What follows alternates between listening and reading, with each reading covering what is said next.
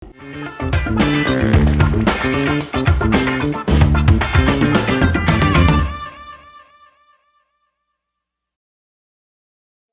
RSUD Kota Bogor, ya selamat siang. Saya dengan Dr. Dwi Endraning Tias. Ya, kita kembali lagi siang ini dengan podcast berjudul Penyakit Paru Obstruktif Kronik atau PPOK. Ya. Hari ini kita sudah ada narasumbernya dari RSUD Kota Bogor, namanya dengan Dr. Koko, spesialis paru, Dr. Koko Harnoko. Ya. Nanti akan kita mulai. Diawali dengan pertanyaan-pertanyaan dengan Dr. Koko. Kemudian kalau misalkan ada yang mau bertanya dari sahabat RSUD bisa nanti saat berjalan live-nya bisa kita bahas ya. Yang pertama pasti sahabat RSUD pasti ingin tahu dong apa sih penyakit paru obstruktif kronis ini apa? PPOK ini apa? Boleh dengan Dr. Koko. Jadi PPOK itu sebenarnya penyakit apa ya, Dok? Ya, terima kasih Dr. Dwi. Ya, selamat siang para sahabat RSUD. Pada siang hari ini kita akan bicara mengenai penyakit paru obstruktif kronik ya. Jadi memang istilah ini belum begitu familiar pada masyarakat awam ya. Jadi ini sebetulnya bukan penyakit baru, ini makanya sudah lama ya. Jadi PPOK itu diambil dari bahasa Inggrisnya Chronic Obstructive Pulmonary Disease. Jadi penyakit paru obstruktif kronik. Ada beberapa istilah lain ya, di beberapa daerah tuh ada beda-beda. Jadi dulu ada namanya PPOM, penyakit paru obstruktif menahun. Ada juga di Jawa namanya penyakit paru-paru molor ya. Molor itu apa namanya? Mulur, ya, memanjang. Jadi karena memang secara anatomis orang-orang dengan PPOK itu paru-parunya lebih panjang daripada orang normal ya. Jadi PPOK sendiri itu suatu penyakit obstruksi ya. Obstruksi itu artinya bukan sumbatan ya, ada sumbatan gitu, tapi ini ada perlambatan aliran udara di nafas ya, yang dia apa namanya, tidak sepenuhnya dia reversible. Reversible itu tidak bisa kembali normal kembali, dan ini bersifat progresif ya, artinya makin tambah tahun dia makin berat. Dan ini disebabkan berhubungan dengan pajanan zat-zat toksik maupun zat-zat iritan ya, itu disebut namanya PPOK. Kemudian kalau untuk dari gejalanya nih Dok, gejala atau kita bilangnya sign and symptom ya, gejala dan tandanya kalau orang nih kena PPOK tuh kayak apa ya Dok? Ya, jadi PPOK itu ada beberapa kelas tingkat gitu ya, ada beberapa derajat istilahnya kalau kita populasi ya. Jadi ada yang keluhannya ringan sampai yang berat ya. Tapi memang PPOK itu ditandai sebetulnya bukannya PPOK ya. Jadi semua pasien paru-paru, orang-orang dengan sakit paru pasti keluhannya hampir sama. Batuk, sesak nafas ya. Nah, jadi itu pasti sama. Nah, cuma bedanya kalau untuk PPOK ini sesak nafas ya, kemudian batuknya ini kronik itu menahun, jadi sudah lama ya, dan itu kan makin tahun akan makin sering. Batuk biasanya berdahak ya. Kemudian sesak juga biasanya pada saat aktivitas ya, sehingga orang makin lebih mudah lemah, lebih mudah itu, sehingga nanti efeknya juga bisa berhubungan dengan penyakit lain. Bisa berhubungan dengan gangguan jantung, bisa berhubungan dengan diabetes dan sebagainya. Jadi PPOK itu tidak melulu penyakit di paru saja ya. Jadi bisa berhubungan dengan beberapa penyakit lain ya. Tapi nggak perlu khawatir, sebetulnya PPOK ini penyakit yang bisa dicegah dan diobati. Biasanya nih Dok, kalau untuk penderitanya sendiri, ada nggak sih Dok range umur, misalkan usia tertentu nih kena, atau memang bisa kena di usia yang lebih muda, usia remaja atau bayi, balita gitu bisa kena sama penyakit ini Dok? Ya, jadi PPOK itu tadi ya, tadi sampaikan di depan bahwa ini berhubungan dengan pajanan zat-zat toksik atau zat iritan ya. Itu yang paling sering itu asap rokok ya. Jadi asap, tapi bukan hanya asap rokok ya, bisa juga asap pabrik, asap knalpot, atau kalau ibu-ibu di kampung dulu itu masak pakai kayu bakar. Nah, itu asapnya juga bisa menyebabkan iritasi sehingga menyebabkan terjadinya PPOK ya. Nah, sehingga gejala ini munculnya penyakit ini setelah di atas usia 40 tahun. Ya. Jadi karena merokok, efek memang sebagian besar karena rokok ya. Jadi kan munculnya di usia 40 ke atas. Jadi kalau anak-anak tentu kan dia tidak merokok ya, tidak mungkin merokok, belum waktunya ada kerusakan. Nah, cuman ada juga beberapa tipe PPOK yang itu genetik ya. Jadi ada namanya emfisema. Ya, emfisema itu salah satu bentuk PPOK yang dia bisa disebabkan oleh alfa-1 antitrypsin defisiensi. Jadi ada orang yang dia lahir dia mempunyai defisiensi alfa-1 antitrypsin ya, sehingga dari kecil dia gambar ronsennya sudah emfisematus ya, emfisema gitu. Itu ada beberapa tapi jarang sekali ya. Tapi sebagian besar dia ditemukan pada usia 40 tahun ke atas. Kemudian tadi kan faktor resikonya salah satunya adalah asap rokok, kemudian pajanan terhadap yang lagi hot nih dok, polusi udara. Nah, yang sekarang lagi tren nih polusi udara, apakah memang bisa juga nih menyebabkan PPOK kalau misalkan terpajan dalam waktu yang lama? Ya, jadi intinya tadi zat-zat iritan dan zat toksik ya. Jadi asap ya, termasuk asap pabrik ya. Ya, cuman ya kan asap pabrik mungkin rasanya kalau pekerja yang itu tidak semasif orang yang merokok ya. Tapi bisa terjadi kalau dia terpajan terus-menerus bertahun-tahun ya. Cuman yang paling itu memang asap rokok ya, karena dia langsung berhubungan ya dekat dengan paru-paru ya, dengan paru kita tiap hari kita hirup ya, sehingga efek itunya jelas ya. Tapi kalau asap bisa saja asap pabrik, asap mungkin obat nyamuk ya, asal dia terus-menerus tuh tiap hari dari terpajan terus oleh asap itu gitu. Oke, kan berarti ini misalkan dia memang perokok aktif nih misalkan, dan ini seorang perokok aktif, berarti ada dampak buruk ya dok berarti dari rokok itu. Kira-kira apa aja nih dok kalau misalkan orang yang merokok, dampak langsungnya atau misalkan dari komponen rokoknya seperti itu dok? Oh ya, ini kita baru merokok ya, karena memang PPOK itu disebabkan yang paling banyak oleh asap rokok ya. Jadi mungkin perlu diketahui ya, jadi rokok itu dalam satu batang rokok itu ya, itu ada kurang lebih 4.000 macam zat di situ ya. Nah, memang yang paling dominan nikotin dan tar ya. Nikotin dan tar itu yang paling banyak, tapi jangan lupa dalam situ ada beberapa zat-zat yang itu kalau dalam dosis besar berbahaya ya, seperti zat racun tikus ada dalam situ ya, kemudian azab seperti kapur barus ya, itu juga semua ada di dalam kandungan rokok. Nah, asap yang kita hirup itu ya akan mengiritasi saluran nafas, kemudian masuk ke paru-paru ya, berikatan dengan darah ya. Nah, sehingga beberapa zat itu bisa menyebabkan kerusakan ya, termasuk di dalamnya mungkin kanker paru-paru, kanker yang lain ya, atau masalah di jantung, serangan jantung ya. Dan yang kita bicarakan ya tentu PPOK. Jadi artinya kalau orang itu ya, karena kan ada istilah, jadi seorang perokok itu tidak pernah jadi tua ya. Karena apa? Karena dia sudah mati muda, karena serangan jantung biasanya ya. Tapi kalau dia lolos dari serangan jantung, dia bisa lanjut ke usia lanjut ya, 40, 50 ke atas, pasti akan timbul PPOK. Efek samping dari rokok. Ya, jadi efek dari rokok itu kalau masih dia bertahan hidup ya, pasti terjadi namanya PPOK.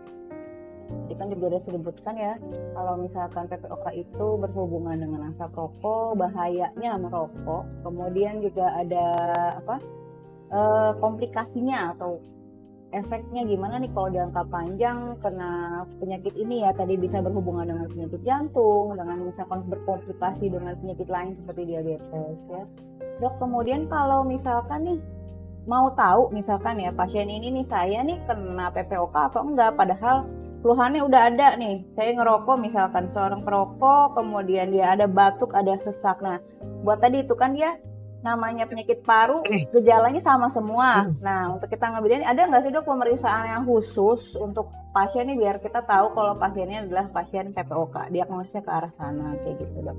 Ya, jadi ada kita lagi kembangkan suatu ini bekerjasama dengan Kementerian Kesehatan ya. Kita sudah mulai ada pilot project, jadi ada di beberapa di puskesmas di Bogor juga ya. Ada beberapa puskesmas di Bogor yang kita lakukan. Jadi kita pakai, jadi untuk diagnosis pasti pakai namanya spirometri ya.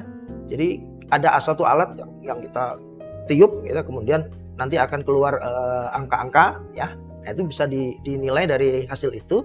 Kemudian dikombinasi dengan kuesioner ya. Ada satu kuesioner ya. Kita pakai namanya Puma ya, kuesionernya dari Amerika Selatan itu di situ ada pertanyaan ya, merokok berapa batang sehari, apa ada keluhan. Jadi ada kalau nggak salah ada 7 pertanyaan. Nah itu dari situ nanti ada nilainya ya. Kalau dari nilai itu hasilnya ada range-nya, itu berarti dia sudah masuk kriteria PPOK gitu ya.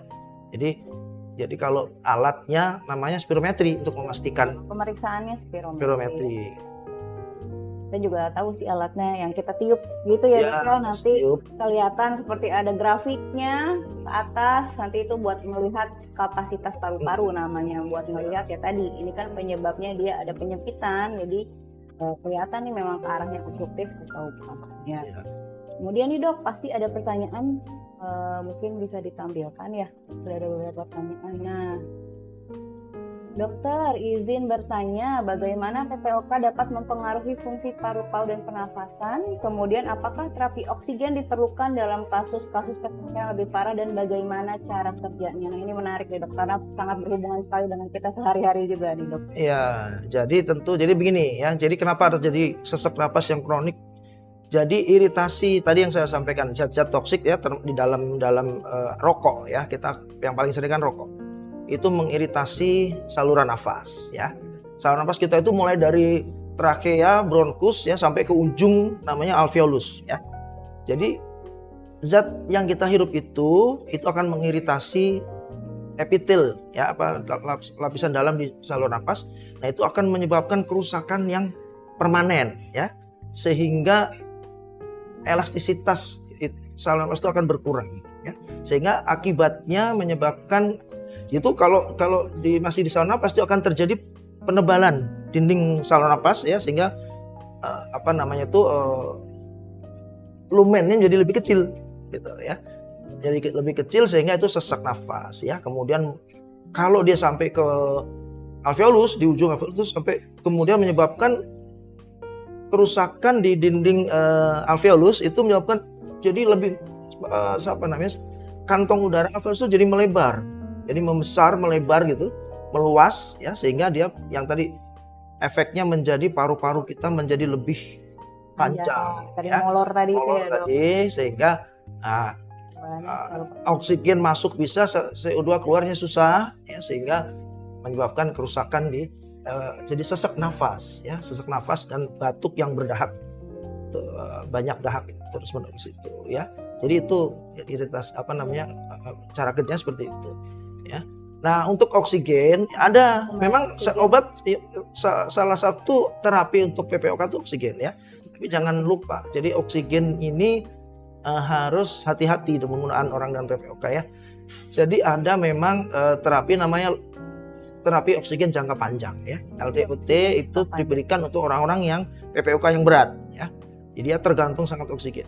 Nah, itu oksigennya harus diberikan dalam dosis yang kecil ya, jadi tidak boleh dosis besar, karena kalau orang PPOK diberikan oksigen yang tinggi itu bisa menyebabkan CO2 narkosa, sehingga oksigen tadi yang saya sampaikan, oksigennya masuk bisa CO2-nya susah keluar ya, sehingga dia akan keracunan CO2 sehingga menyebabkan biasanya sih kesadarannya menurun ya, bicara ngaco, nggak nyambung ya, kemudian tidak sadar, sesek hebat dan sebagainya ya.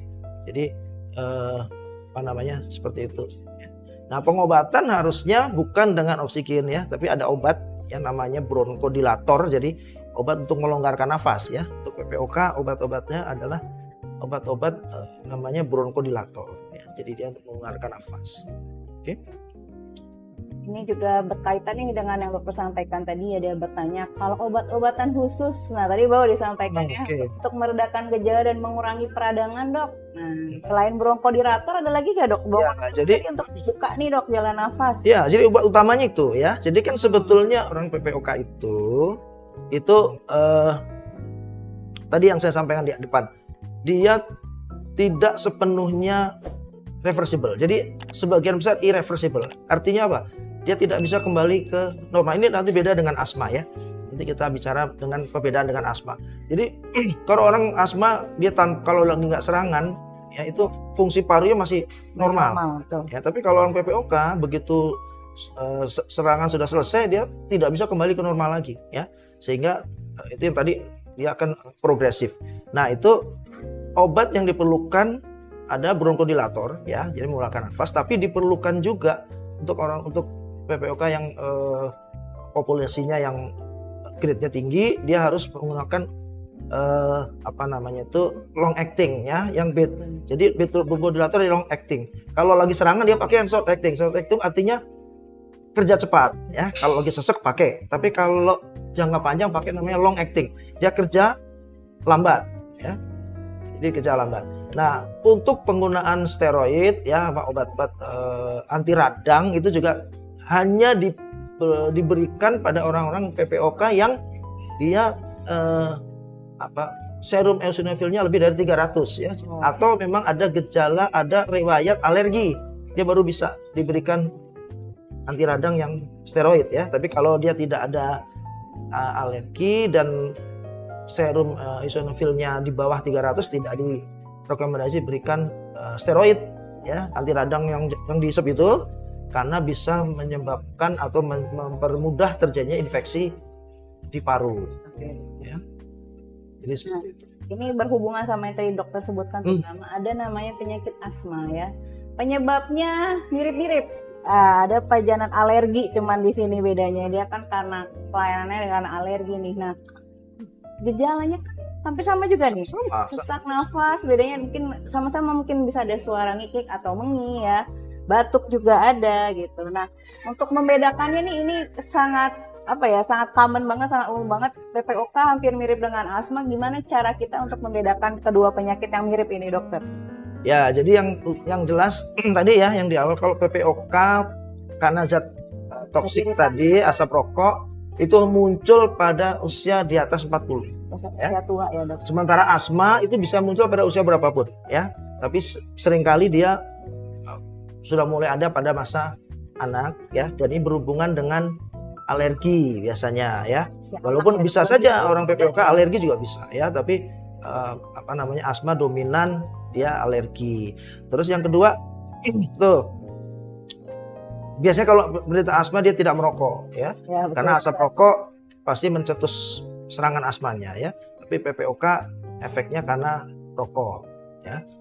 Terus kemudian juga keluhan di luar gejala tadi ya. Jadi kalau dia luar serangan, orang PPOK nggak akan bisa tuh lari atau aktivitas yang ya lebih, karena seseknya progresif ya. Tapi kalau asma dia serangannya namanya episodik.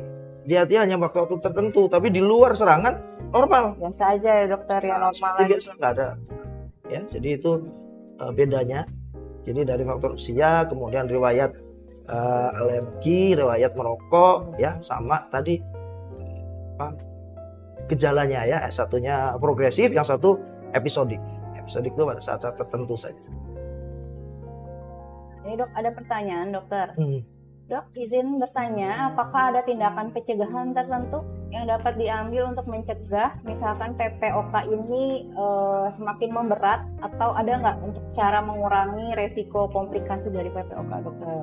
Oke ya, jadi pertama tentu kalau kita pencegahan mestinya namanya mencegah sebelum terjadi PPOK ya. Tadi kan sudah disampaikan, jadi penyebab utama PPOK itu rokok. Jadi sebaiknya memang jangan merokok. Jangan ya. merokok. Atau kalau yang sudah terlanjur merokok, segera berhenti merokok ya segera berhenti merokok ya.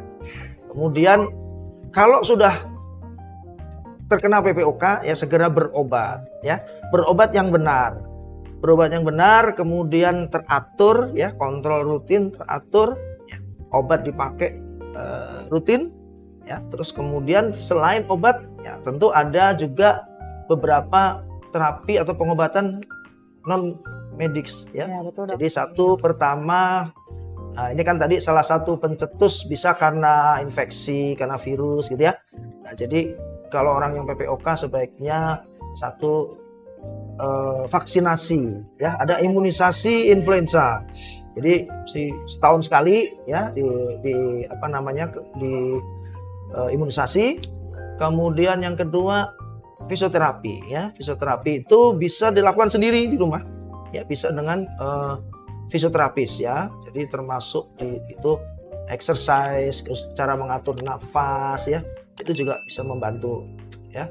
Kemudian yang ketiga ya tentu apa namanya gizi ya. Jadi makanan ya tidak ada makanan tertentu yang, tapi tentu harus makanan-makanan yang bergizi dan sehat ya untuk menjaga imun ya sehingga tidak mudah infeksi sehingga PPOK-nya tidak menjadi lebih berat ya.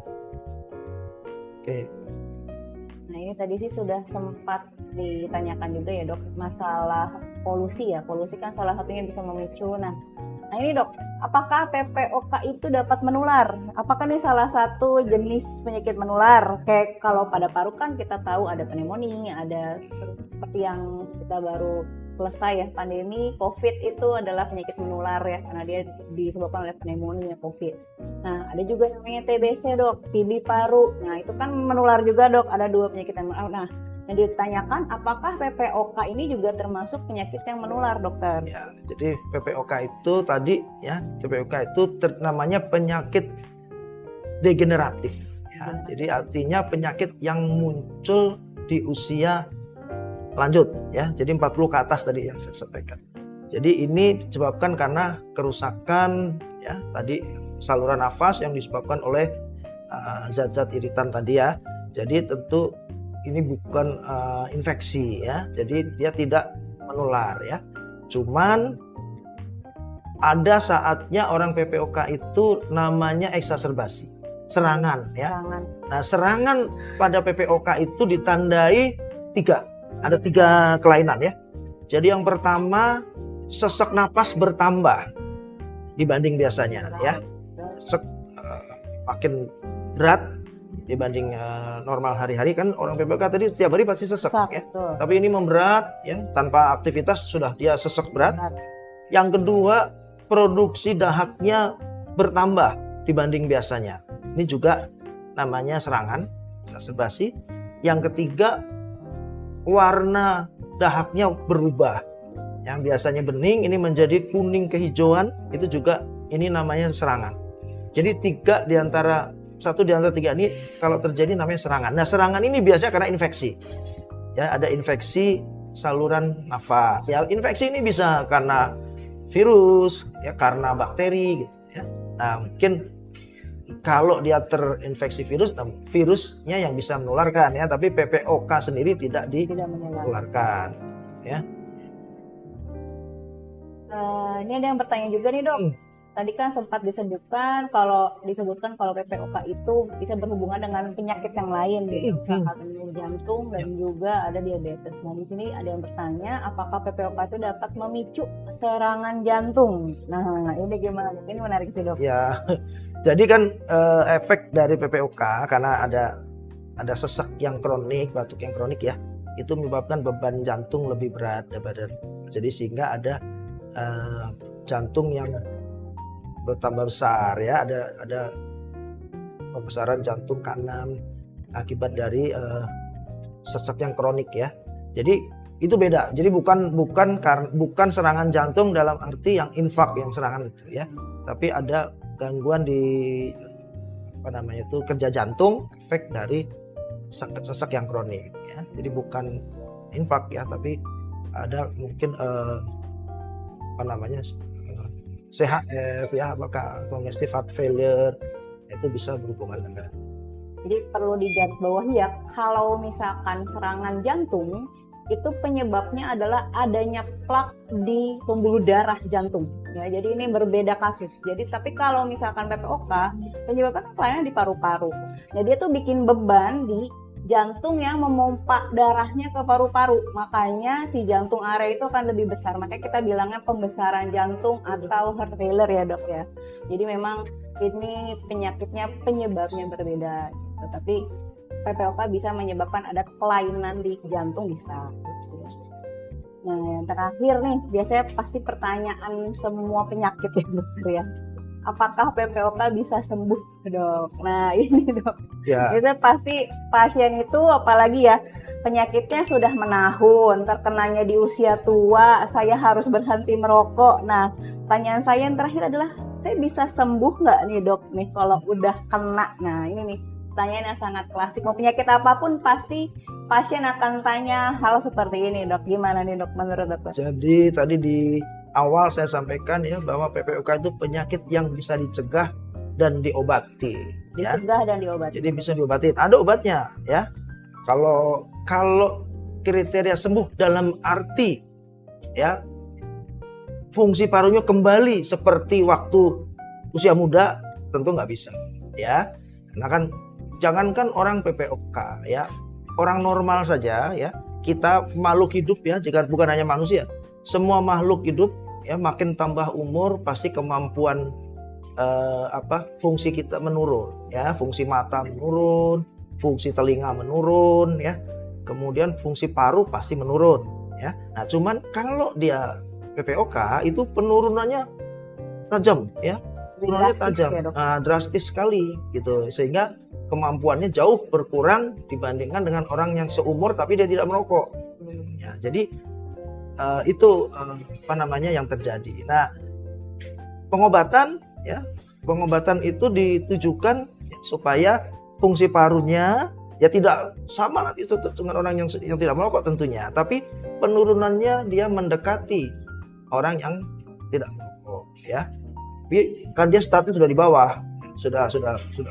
Nah, jadi lebih sebetulnya pengobatan PPOK ini lebih untuk meningkatkan kualitas hidup ya. Jadi meningkatkan quality of life ya. Jadi dengan diobatin seorang PPOK dia bisa bekerja atau beraktivitas sendiri tanpa bantuan orang lain ya.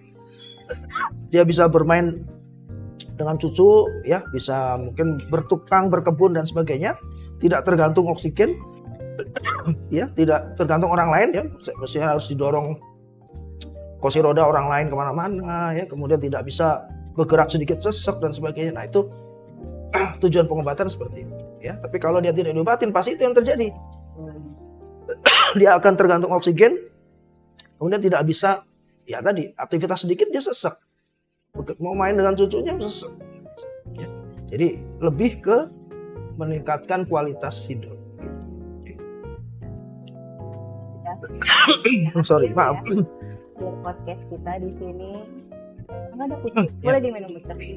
Yang bisa disimpulkan nih dari podcast kita pada siang ini adalah PPOK itu adalah penyakit paru obstruktif kronik yang disebabkan adanya pajanan iritan. Salah satu yang paling sangat dominan yang ada terjadi adalah dengan perokok ya. Istilah dia merokok, kemudian efek dari rokok ini membuat ada kerusakan yang irreversible atau kita bilangnya tidak bisa kembali lagi seperti semula, benar-benar rusak di saluran pernafasannya. Kemudian ya ini bertahun-tahun, biasanya menahun gejalanya. Nah, dia perokok dan terjadinya pada usia yang lebih tua, di atas usia 40 tahun.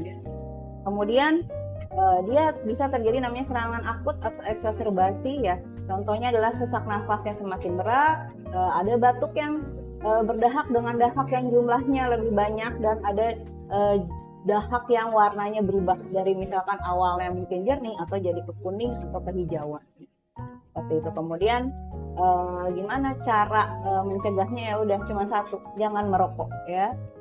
Kemudian kalau misalkan ada, dok saya ada gejalanya nih seperti batuk dan sesak, apa yang harus dilakukan? Tentu saja berobat. Ya berobat, dicari tahu, bisa konsultasi nanti dengan dokter spesialisnya. Mungkin tadi bisa dilakukan pemeriksaan lanjutan namanya spirometri ya, untuk kita tadi melihat apakah memang ini penyakit PPOK atau penyakit jenis yang lain ya.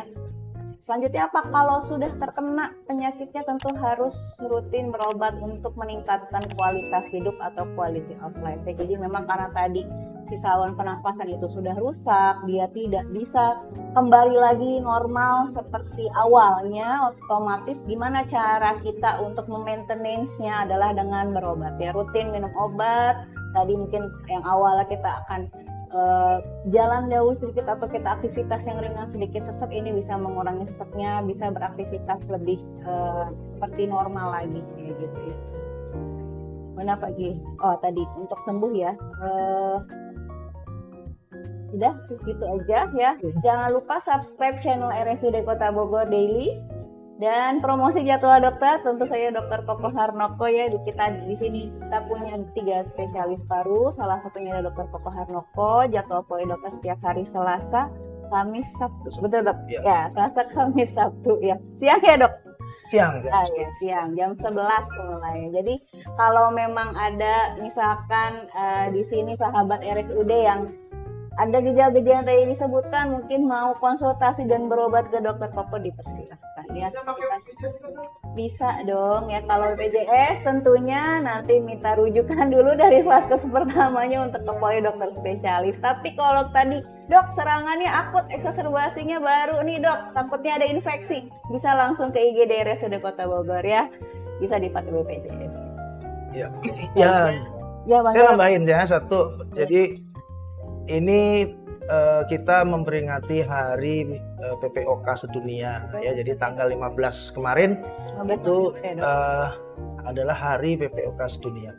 Jadi temanya nafas adalah kehidupan. Jadi